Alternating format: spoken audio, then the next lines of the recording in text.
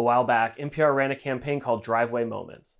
And the idea was that the programming on NPR was so compelling, you would literally sit in your car in the driveway to hear how the story ended.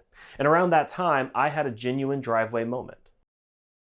I was listening to This American Life. It was an episode called Kid Logic, and the particular segment was about a dad and his 4-year-old daughter. It took place around Christmas time, and the daughter was just learning who Jesus was. We went out and bought a kid's Bible and had these readings at night. She loved them, wanted to know everything about Jesus. So we read a lot about his birth and about his teaching, and she would ask constantly what that phrase was. And I would explain to her that it was, do unto others as you would have them do unto you. Not too long after, the dad and the daughter were walking down the street in their town, and one of the local churches had erected a gigantic crucifix.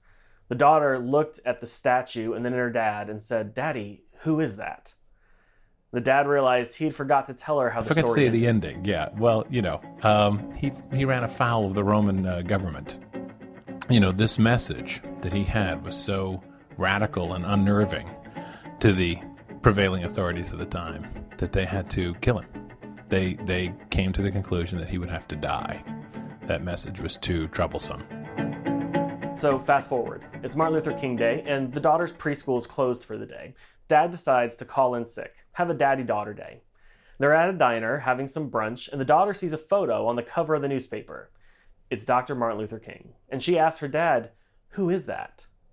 Her dad said, "Well, that's Dr. King. He's why you're not in school today." So we're celebrating his birthday. This is the day we celebrate his life. And she said, "So who was he?" And I said, "Well, he was a preacher." And she looks up at me and goes, "For Jesus?" So I said, well, yeah, he was a preacher and he had a message. And she said, "What was his message?" And I said, "Well, he said that you should treat everybody the same no matter what they look like." And she thought about that for a minute. And she said, "Well, that's what Jesus said." And I said, "Yeah, I guess it is. I never thought of it that way, but yeah. And that is sort of like do unto others as you would have them do unto you." And she thought for a minute and looked up at me and said, "Did they kill him too?" History repeats itself again and again and again. And as I reflect on the legacy of Dr. King, I'm faced with the question, where is history repeating itself today? Where is there somebody speaking out for release of the captives and empowerment of the marginalized and justice for all today?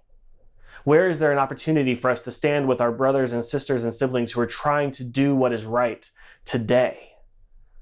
Where can we work to prevent history from repeating itself today? I'm serious. I want to know. Let me know in the comments. I want to be there. After all, in the words of Dr. King himself, in the end, we will remember not the words of our enemies, but the silence of our friends.